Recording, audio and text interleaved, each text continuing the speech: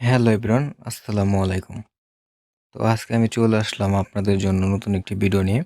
তো যাদের একটি বিকাশ অ্যাকাউন্ট আছে তারা কিভাবে বিকাশে একটি সেভিংস অ্যাকাউন্ট করবেন, অনেকদিন ধরে ভাবছেন তো কিভাবে করবেন তা খুঁজে পাচ্ছেন না। তো আজকে তাই মূলত দেখাবো আপনারা কিভাবে একটি সেভিংস অ্যাকাউন্ট করবেন।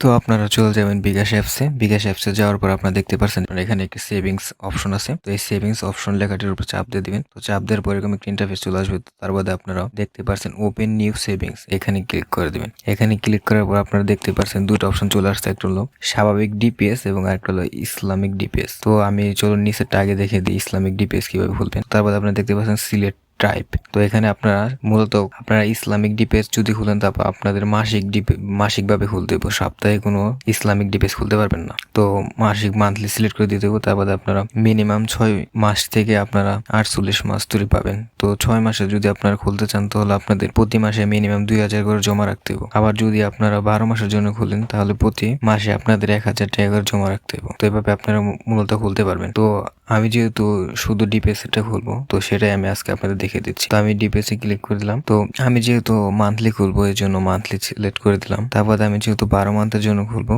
তো 12 মান্থ সিলেক্ট করে দিলাম। এরপর আমার একটা অ্যামাউন্ট সিলেক্ট করে দিচ্ছি, যেহেতু আমি 1000 টাকা করে খুলবো আমি 1000 টাকা সিলেক্ট করে দিলাম। এরপর আমি নিচে দেখতে পাচ্ছেন প্রসেসে ক্লিক করে দিলাম। এখানে দেখতে পাচ্ছেন দুটি ব্যাংকের অপশন শো করছে। তো একটা দেখতে পাচ্ছেন আপনার আইডিএলসি ফিনান্স পিএলসি ব্যাংক, আর একটা দেখতে পাচ্ছেন ঢাকা ব্যাংক পিএলসি। তো মোস্ট পপুলার হলো আপনার হলো উপরেরটা আইডিএলসি ফিনান্স পিএলসি। তো আমি এর আগেও এটাই খুলছিলাম একটা অ্যাকাউন্ট, তো আমি এটাই সিলেক্ট করে দেবো। তো দেখেন আমার এখানে সবকিছু আছে, এনআইডি সাবমিট করাই আছে। তো আপনারা যারা নমুনি সাবমিট করা নাই তো আপনারা নিচে দেখতে পাচ্ছেন যে অ্যাড নিউ নমুনি, এখানে ক্লিক করে নমুনি অ্যাড করে নেবেন। তো যেহেতু আমার নমুনি অ্যাড করা আছে এই জন্য আমি এখানে সিলেক্ট করে দিই। তো সিলেক্ট করে দেখতে পাচ্ছেন এরকম একটি ইন্টারফেস চলে আসছে। তো এখন আমি নিচে দেখেন প্রসিড লেখা আবার, তো আমি প্রসিড লেখাটি ক্লিক করে দেবো। ক্লিক করার পর এখানে আপনার বিকাশের পিনটা দিতে হবে। তো আমি আমার বিকাশের পিনটা দিয়ে দিচ্ছি। আমাদের tap to hold star savings, দেখেন এই যে your saving request has been submit. তো আমার একটি সেভিংস অ্যাকাউন্ট খোলা হয়ে গেল। তো এরপর আপনার বিকাশের নাম্বারের মধ্যে একটি মেসেজ দিবে। মেসেজ দেওয়ার পর আপনার অ্যাকাউন্ট থেকে টাকা কেটে নেবে এবং মেসেজের মাধ্যমে জানাইতে হবে। তবে